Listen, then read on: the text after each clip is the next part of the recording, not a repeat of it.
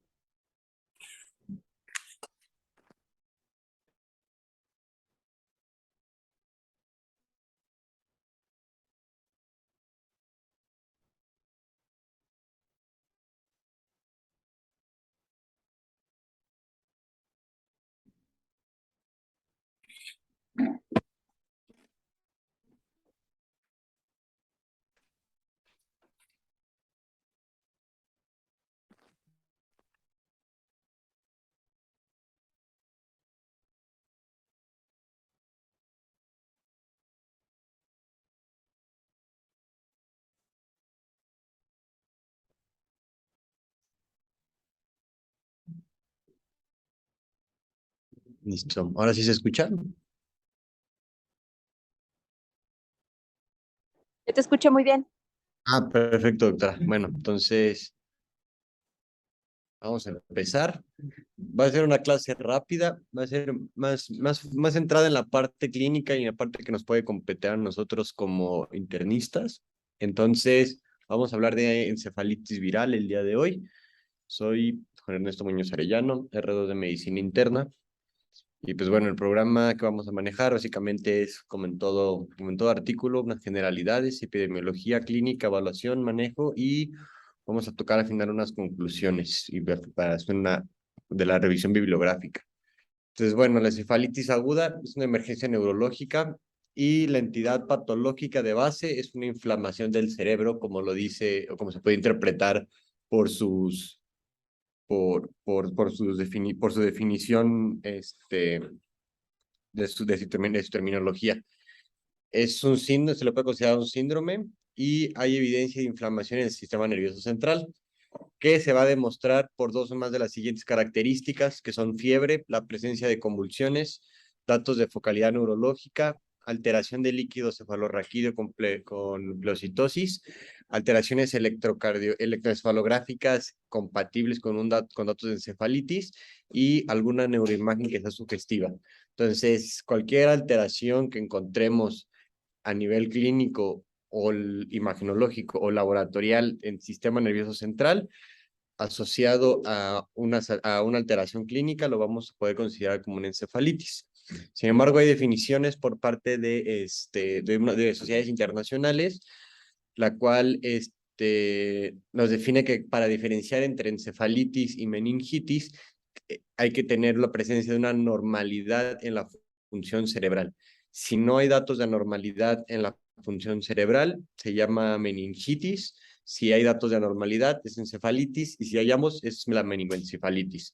Y como nos propone la Sociedad de Estudio de Encefalitis, hay que tener un criterio mayor, que el paciente se presente con datos de alteraciones cerebrales de más de 24 horas de duración, las cuales vamos a poder llamar encefalopatía en este caso, y tienen que presentar al menos dos criterios menores, y como vimos anteriormente, pues son los datos clínicos, imagenológicos o laboratoriales de alguna alteración en el sistema nervioso central.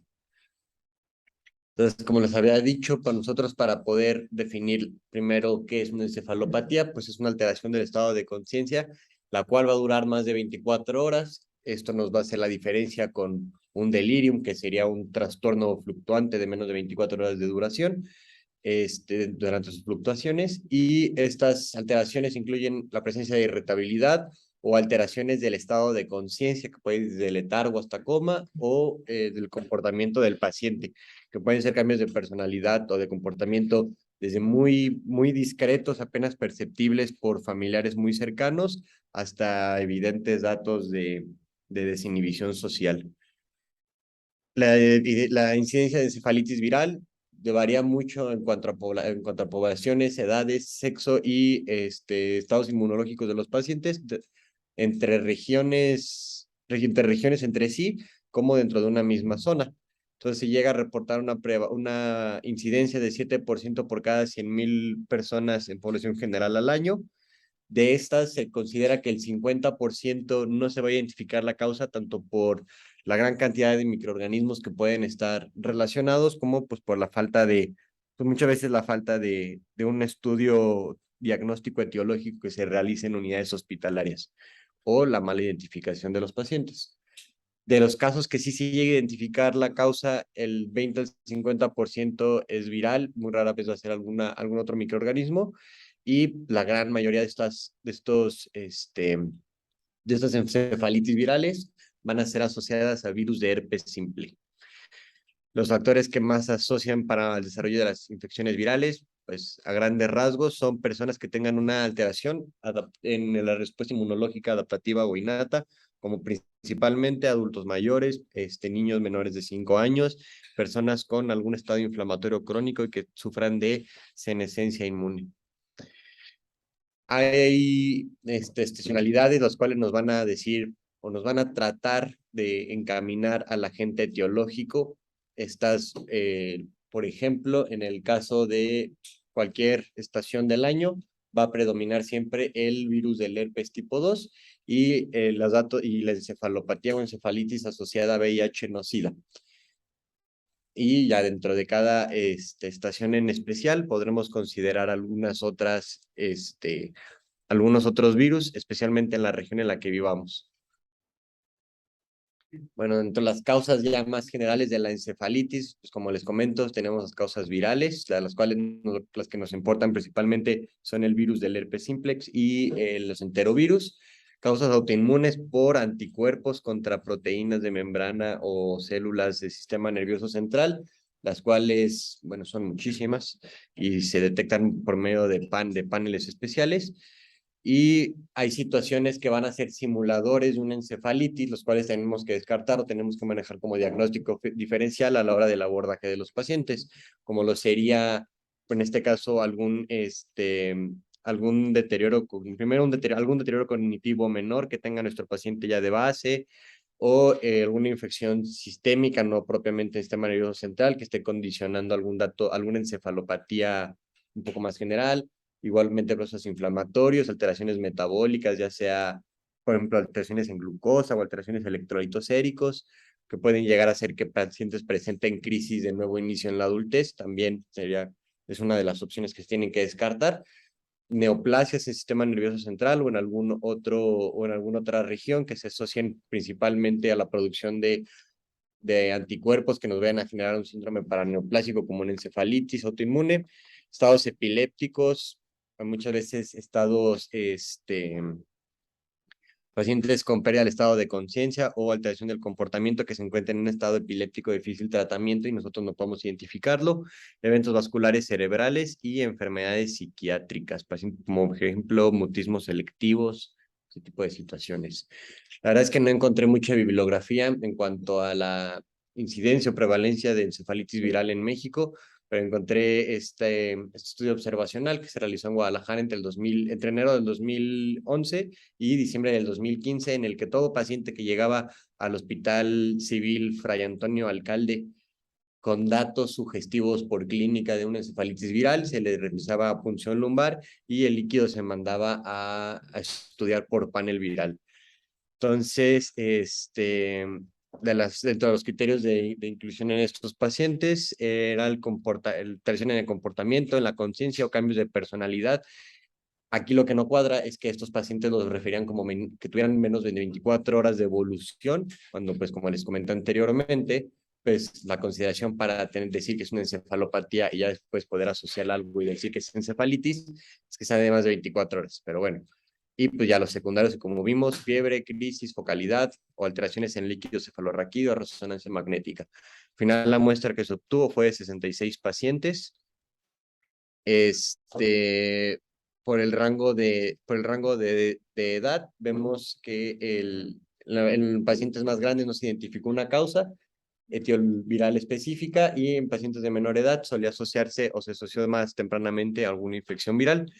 Y dentro de los microorganismos a mayor edad, mayor incidencia de citomegalovirus y pues, a menor edad, mayor incidencia de herpes simplex. Muchos de los pacientes en los que no se va a identificar una causa etiológica propiamente, se sospecha que terminen siendo herpes. Dentro de las características de la muestra obtenida, vemos que la mayoría van a ser hombres y la mayoría no presentaron virus en líquido cefalorraquídeo a la hora de hacer una investigación por alguna otra técnica. La mayor parte de los casos se presentó entre primavera y otoño, que es cuando normalmente un poquito más de estancia dentro de guarderías y contacto con niños pequeños.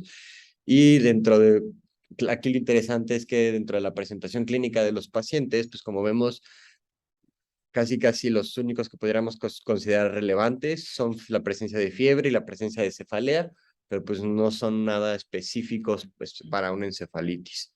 Entonces, este tipo de diagnósticos requiere mucha sospecha clínica. Carlos, ¿por qué no hablaba nada sobre agitación psicomotriz? Era muy poco.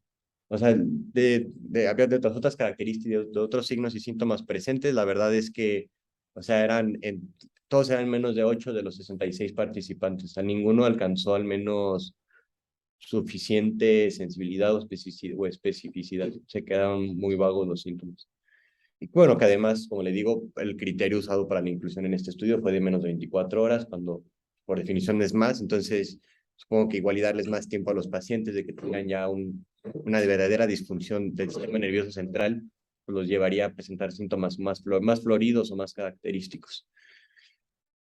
Bueno, entonces también podemos considerar que dentro de las encefalitis virales hay una forma primaria que es una alteración generada por una invasión directa del virus y pues hay un involucrado neuronal en el cual se puede valorar dentro de exámenes histológicos, normalmente en pacientes post-mortem, pues como cuerpos de inclusiones a niveles neuronales. Y hay una forma que es la postinfecciosa, donde ya no se va a reconocer el microorganismo, pues esta infección ya se habrá resuelto y se le conoce como encefalomielitis aguda diseminada, y se presenta como una inflamación perivascular y desmielinización, como vemos en la imagen de abajo, una resonancia. Clínicamente, como ya les comenté, la verdad es que la clínica es muy inespecífica. Hay síndromes focales, no voy a abarcar mucho en esa parte, tienen sus características clínicas específicas, pero lo importante aquí es que, asociándolo principalmente al virus del herpes, normalmente las afectaciones van a ser más frecuentemente a nivel de lóbulos temporales, seguidos de alteraciones cerebrales que nos van a llevar a alteraciones de la marcha o de la coordinación.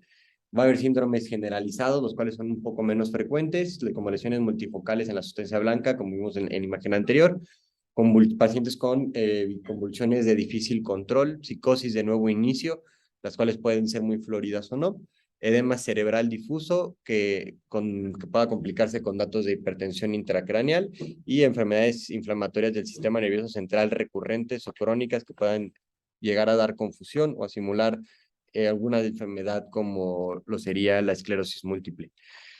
Y hay más, siempre los otros datos clínicos que se asocian a la infección propia del virus, ya sea el antecedente del contacto que se tuvo con o a otra alteración orgánica que pueda generar en nosotros. La evaluación siempre va a iniciar por historia clínica y una exploración física lo más completas posible. De ser necesario interrogar a algún familiar o persona cercana que conozca o tenga conocimiento sobre el comportamiento general usual del paciente. Vamos a valorar siempre el nivel de conciencia, que pues entendamos conciencia como la razón que tiene una persona del medio que lo rodea y de sí mismo dentro de este medio. Hay que dejar una adecuada descripción de cada alteración neurológica que se encuentre y así como de trastornos de movimientos. Entonces, si esto idealmente, o para dar mayor sensibilidad a la valoración, sí sería necesario que normalmente fuera por un neurólogo, pero pues nosotros también podemos hacer nuestra luchita, ¿no? Exámenes de líquido cefalorraquídeo es lo que se recomienda en segundo lugar. Igual, como se comentó el día de ayer, durante la plática de meningitis, valorar el uso de una tomografía simple para descartar datos de hipertensión intracraneal que puedan llevarnos a una herniación durante la punción. Aquí lo que nos va a hacer sospechar para tomar el estudio serían datos neurológicos focales, presencia de papiledema, que el paciente tenga convulsiones continuas o sin control y una alteración del estado de alerta con un grado menor o igual a 2. Y los estudios de imagen, el ideal, resonancia magnética para una adecuada valoración. Y si no, pues una tomografía de cráneo. Igual en servicios de urgencia se recomienda inicialmente la tomografía de cráneo para descartar que estas alteraciones neurológicas no sean secundarias a un evento vascular cerebral hemorrágico y se tenga que iniciar su manejo como se describe normalmente. Y igualmente recomiendan pedir perfil inmunológico para descartar algún trastorno autoinmune a nivel del sistema nervioso central. En la idea no es leer esto, simplemente que sepan que hay una guía de encefalitis de ITSA del 2008, la cual nos hace recomendaciones tanto por antecedentes de viaje a zonas específicas como presentaciones clínicas. Nos da como una guía de un interrogatorio específico para tratar de determinar el agente etiológico viral más probable en estos casos. La verdad es que muchos de ellos van a ser pues visitas a lugares demasiado extraños, principalmente en Asia, que se puedan desarrollar a virus japonés. Pero pues bueno, nos sirve como herramienta para el adecuado interrogatorio. Ahora, la verdad es que en cuanto a patogénesis, no encontré demasiada información, la cual nos pudiera ayudar a nosotros a plantear un tratamiento en base a un conocimiento fisiopatológico. Sin embargo, me pareció interesante esta curva de infección que presentan en una revisión de un artículo sobre el uso de esteroides y el potencial beneficio que pueda tener.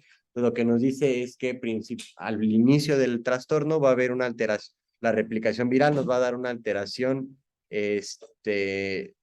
tanto nos va a dar una alteración en el líquido cefalorraquídeo. En este caso usan como ejemplo al virus del herpes y va a ser cuando se va a encontrar detectable por pruebas moleculares. Conforme vayan progresando la enfermedad, la carga viral va a ir disminuyendo, pero va a ir aumentando la presencia o el daño que habrá generado. Va a generar el aumento de marcadores o mediadores inflamatorios a nivel del sistema nervioso central. Aunque el virus en este punto pueda desaparecer o ya no ser detectable, la inflamación va a continuar por residuos virales, va a presentarse síntomas, es cuando vamos a encontrar en estos casos ya la presencia de alteraciones radiológicas, y aquí es cuando nos dicen que muy probablemente tenga alguna función el uso conjunto de esteroides junto con antivirales, ya que al inicio de la enfermedad no hay respuesta inflamatoria.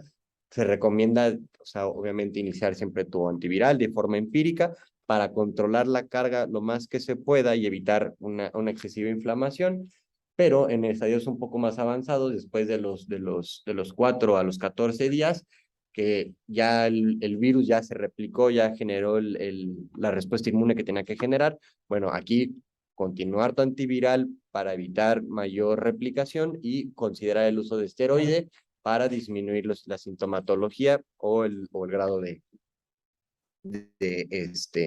inflamación. Entonces, aquí es como lo mencionan. Ya posteriormente, la verdad es que no hay mucho que hacer más que rehabilitación. Dentro de los estudios que nos recomiendan, siempre va a haber estudios que van a ser guiados por sospecha etiológica específica, pero al menos los de rutina que nos recomienda ITSA en 2008 es un estudio completo de líquido cefalorraquídeo, estudios de sangre completos, incluir VIH y otras enfermedades de transmisión sexual, y una neuroimagen. Idealmente, una resonancia magnética, si no hay una tomografía, valorar estudios de imagen de tórax, descartar algún proceso como una tuberculosis que pueda haber generado alteración del sistema nervioso central, eso normalmente en zonas donde haya alta incidencia de TB meningia, y estudios de neurofisiología como el electroencefalograma, tener un reporte de un basal y cualquier otro ya bajo consideración específica de cada paciente. Dentro de interrogatorio, buscar pistas epidemiológicas, contactos recientes, comorbilidades del paciente, personas con las que tenga contacto, que hayan tenido alguna infección, los factores de riesgo que el paciente pueda presentar, como les digo, en términos generales, todo lo que nos pueda condicionar una alteración en la respuesta inmune innata o adaptativa, y los estudios de neurodiagnósticos idealmente aplicados a todos los pacientes, una reacción en cadena de polimerasa, ya sea reversa o normal en líquido cefalorraquídeo para identificación de virus. Aquí no lo hacemos, ¿verdad? El PCR a todas las sospechas de encefalitis. No, ¿verdad? Pues no, tenía otros, sí que tendría. Ah, bueno. Bueno, estudios serológicos, si no se puede, pues bueno, irnos ya un poquito más ya pobres con estudios serológicos en suero y líquido.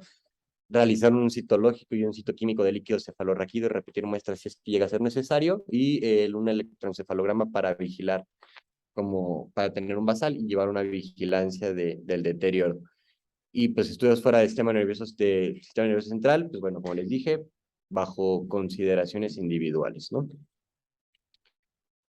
Ahora, aquí lo que nos muestran es un metaanálisis que se realizó para ver la sensibilidad y especificidad, o la precisión diagnóstica de estos dos métodos de paneles virales para detección en líquido cefalorraquídeo, el BioFire y el FilmArray, y pues la verdad es que pues, tienen adecuada sensibilidad y especificidad para detección de la gran mayoría de los virus que puedan generarnos encefalitis.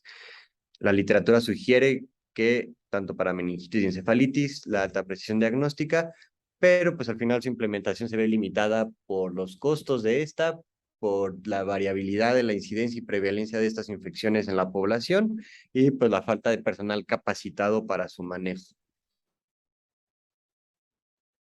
Ayer esta imagen ya la habíamos visto durante la presentación de meningitis, nada más para ver en términos generales, como dijo ya la doctora, no es regla, pero sí es una guía un poco para valorar las alteraciones en líquido cefalorraquídeo con base en las diferentes etiologías.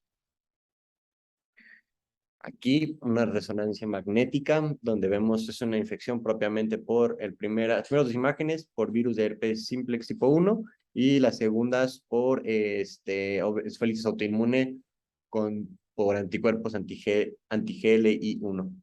Entonces, en la imagen A, una baja intensidad en lóbulo temporal derecho, pues es una imagen de tomografía de cráneo. En la imagen 2 del mismo paciente, en la señal T2, una señal anormal asimétrica bilateral temporal. Y en la parte de autoinmune, las dos son T2, la diferencia es que el último es FLAIR. Y hay una alta señal en lóbulo temporal y medio izquierdos. En cuanto al manejo, pues la verdad es que tampoco, pues no hay mucho en cuanto a la encefalitis viral. Es un manejo general donde tiene que tener un paciente, dependiendo de las características clínicas, el paciente tiene que tener un monitoreo intensivo para evitar o vigilar la presencia de complicaciones. Hay que mantener la estabilidad en todo momento y pues, lo principal es evitar deterioro con edema cerebral y la presencia de crisis convulsivas. Todo paciente, la verdad, no hay un consenso específico, pero se considera que a todo paciente en el que clínicamente se sospeche encefalitis, se le tenga que atribuir de forma viral hasta no demostrar lo contrario y se inicia ciclovir intravenoso empírico inmediato. Las varían un poco, algunas guías mencionan entre 10 a 20 miligramos por kilo intravenoso cada 8 horas por 2 a 3 semanas y se repite la punción lumbar para la valoración. Ya después, teniendo identificado otro microorganismo, se puede dar un manejo más dirigido. En citomegalovirus se considera el uso de ganciclovir o valganciclovir en algunos casos, si es que hay, o foscarnet en los demás, o los que más nos preocuparía, por ejemplo, en el tipo de VIH, iniciar tratamiento antirretroviral efectivo si es que nos había estado dando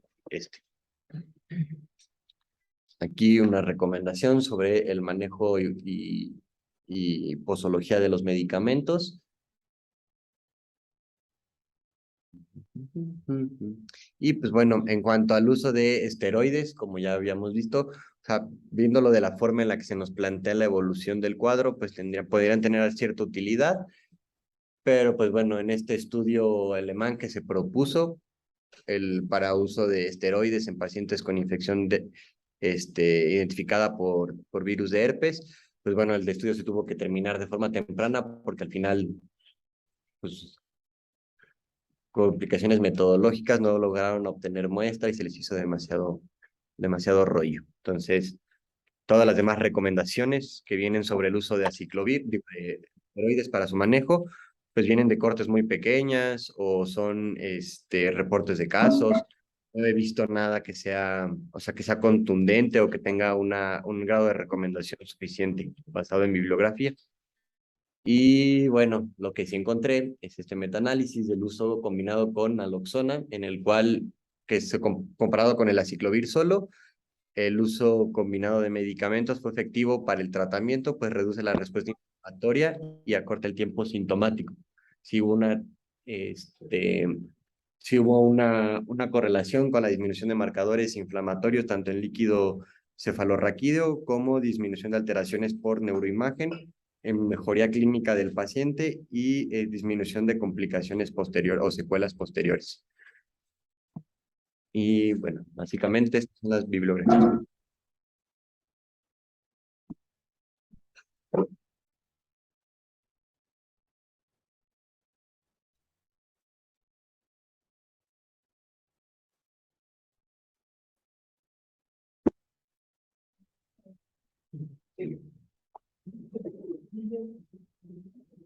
¿Listo, doctora? Ya está agarrando su teléfono. ¿Listo? Sí, doctora. Mira.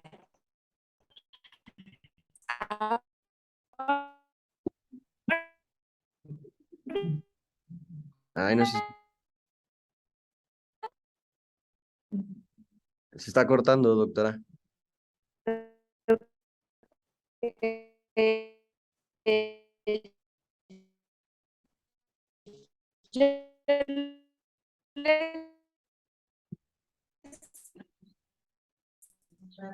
Sí, no se escucha.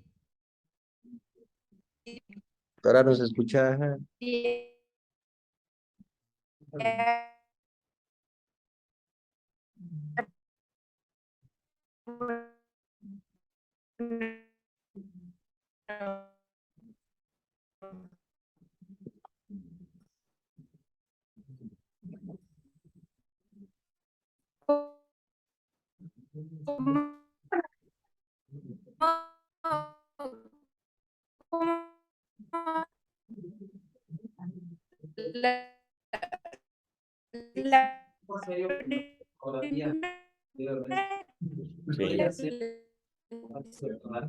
Pues es que no sé por qué no me lo corrí. Para eso compré una computadora. Para eso gasté 22,000 pesos en una computadora y no me puedo corregir mi ortografía. No, de Apple.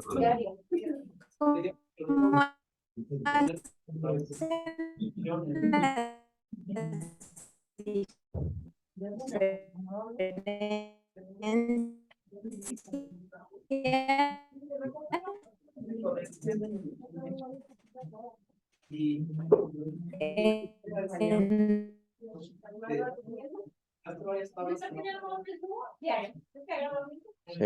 Abajo de la tabla la bibliografía.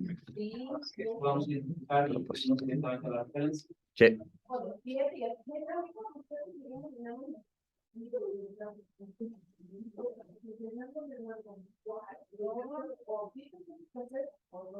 Ah,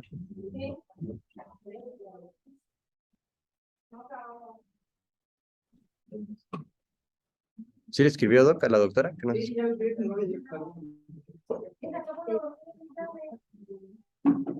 Doctora, ¿sí me escucha? Ah, ya está conectando el audio. ¿Ahí? ¿Para allá? Sí, sí, ya se escucha bien. Es que se estaba Perfecto. cortando. Entonces, la pregunta principal es cómo hacen una distinción entre una encefalitis autoinmune y una encefalitis viral. ¿Cuáles serían las características clínicas que diferencian?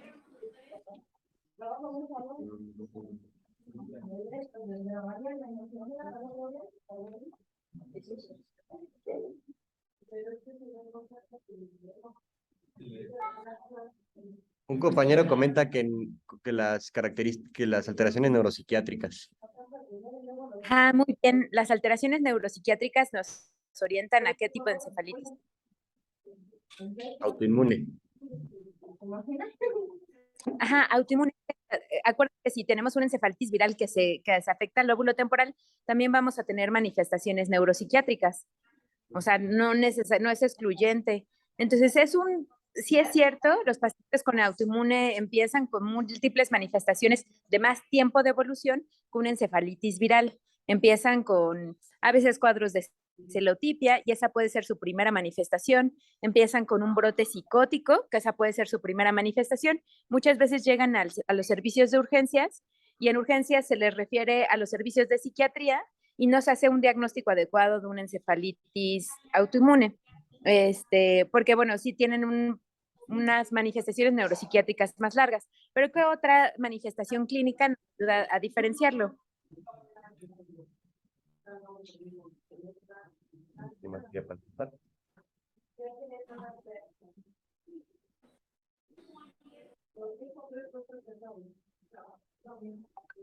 Comentan que la fiebre, doctora. La fiebre puede presentarse en ambas. Bueno, ¿qué dices que la fiebre para encefalitis viral? Ajá, comentan que para viral. Es cierto, la fiebre es de mayor predominio en encefalitis virales, pero bueno, por supuesto que los pacientes con autoinmune también pueden tener. ¿Algún otro síntoma, una manifestación clínica que te oriente a la diferenciación?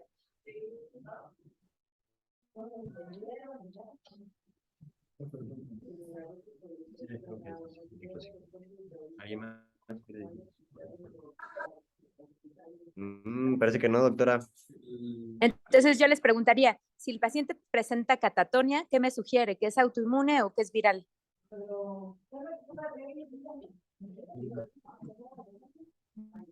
Autoinmune.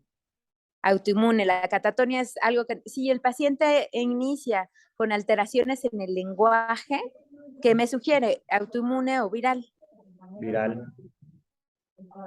No, las alteraciones en la emisión del lenguaje son más frecuentes, las encefalitis de etiología autoinmune. Si el paciente es súper joven, ¿qué me sugiere? ¿Autoinmune o viral? Si es joven, Ajá. Y mujer, autoinmune. autoinmune. Si nosotros tenemos una paciente que tiene un teratoma de ovario, que me sugiere. Autoinmune. ¿Y cuál? Es por anticuerpos anti-HU. No.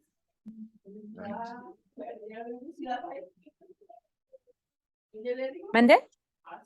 Si tiene un teratoma de ovario, esta siempre la deben de sospechar. Siempre en todas las encefalitis que tengan y que sean mujeres, hay que hacerles ultrasonido para buscarles teratoma de ovario porque son bastante frecuentes. Ajá.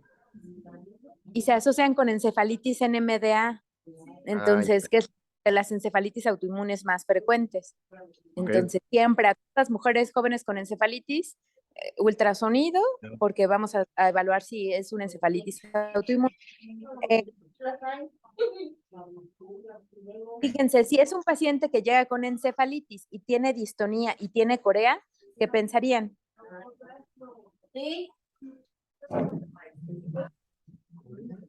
Distonía y corea.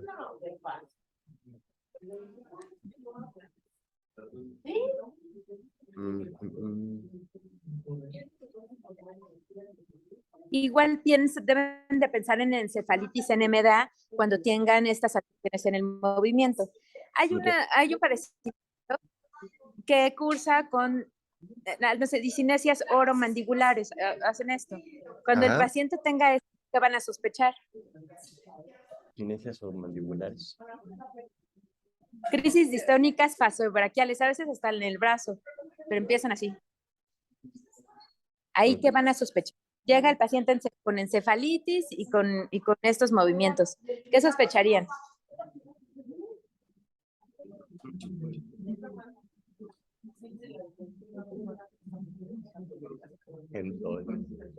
Híjole, doctora, no sabemos decirle. Entonces ahí tienen ustedes que sospechar en una encefalitis LG1, el G1. Entonces es una encefalitis en donde el canal de potasio está alterado. Entonces un LG1. Siempre que vean esto, es una encefalitis el G1. Si el paciente lleva encefalitis y llega con las crisis facio-braquiales, esa sería una LG1. Si el paciente llega con un ¿han oído del síndrome del hombre rígido o el stiff person? Sí, comentan que sí. Así se ponen duros, ¿sí? Bueno, rígidos. Y Sí. hacen cuadros hasta de espasmos. Entonces, cuando tengamos esto, vamos a sospechar una encefalitis GLI-R, ¿no? Ese tipo de encefalitis la vamos a tener. Y nosotros tenemos un paciente que tiene hiperexcitabilidad, alteraciones gastrointestinales, delirium y tiene mioclonías o mioclonus. ¿Qué tipo de encefalitis pensaríamos? Gastrointestinal, hipersexualidad.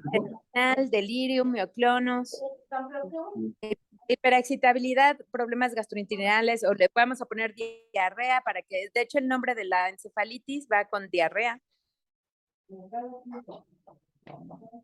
Sería DPPX, ¿no? Entonces, nosotros en encefalitis autoinmunes tenemos muchas y tenemos claves clínicas para saber qué tipo de encefalitis autoinmune. Y entonces, dependiendo del tipo de encefalitis autoinmune, incluso se decide el tratamiento, y lo más interesante es que se busca el tipo de cáncer que pudiera tener. Por ejemplo, si tenemos un paciente que tiene estado epiléptico, nosotros vamos a sospechar una encefalitis GABA A o GABA B. O sea, cuando un paciente hizo una encefalitis, que diga, hizo estatus epiléptico y tiene un descontrol importante, es una persona con 50 años, ya vamos a pensar en una encefalitis NMDA, vamos a sospechar encefalitis por GABA, y se asocia, por ejemplo, este tumor, no sé si alguien ha oído de qué tumor se asocia las encefalitis GABA A y GABA.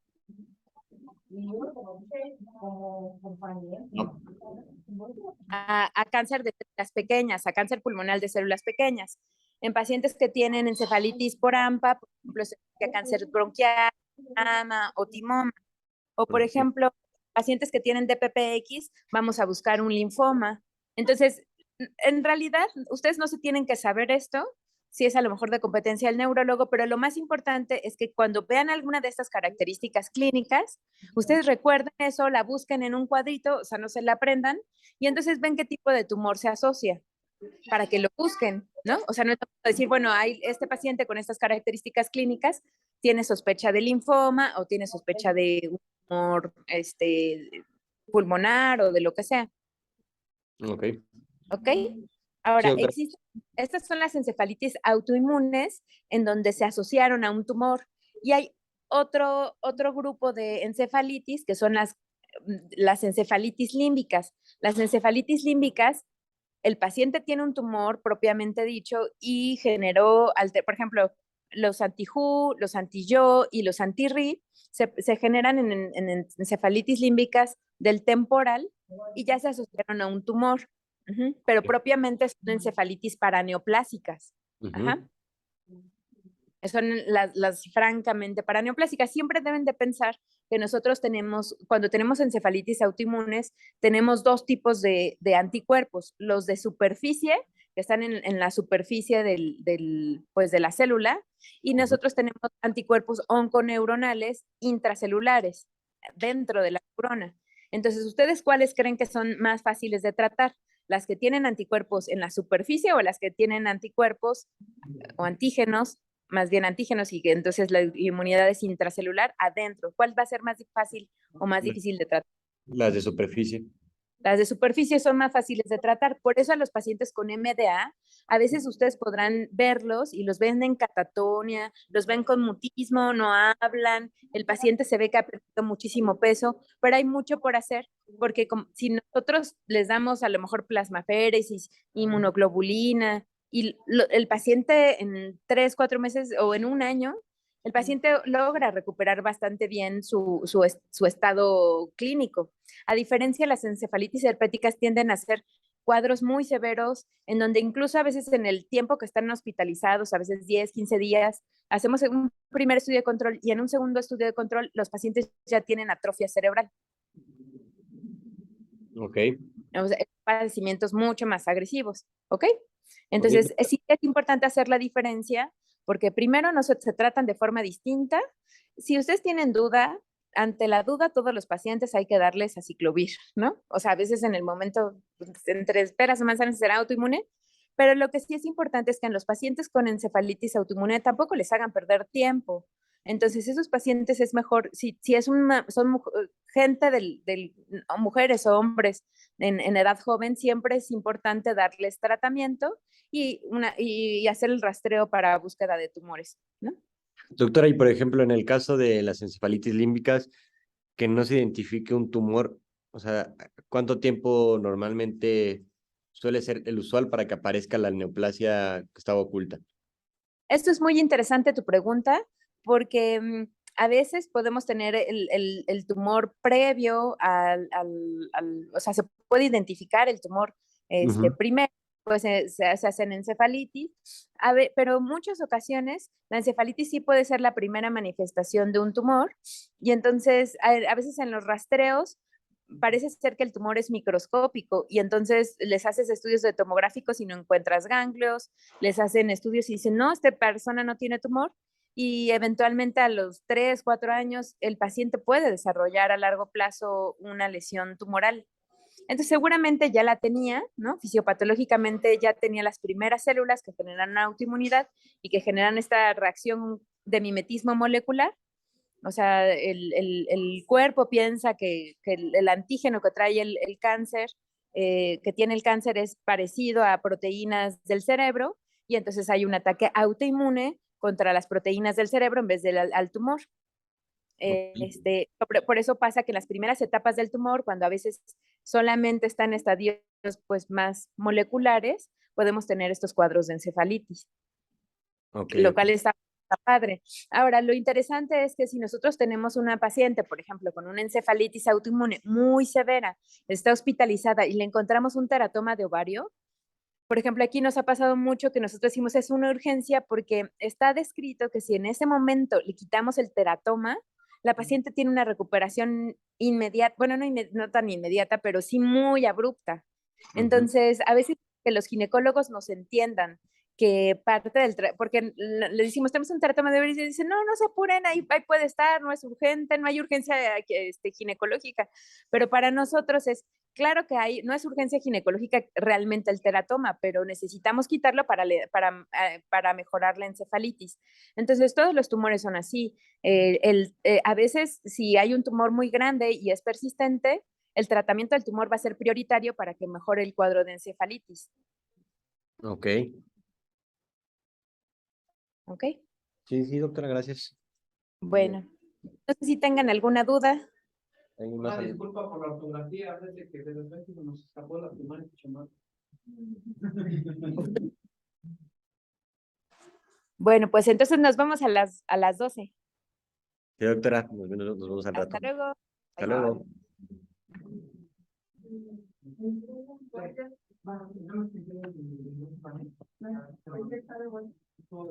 Bueno.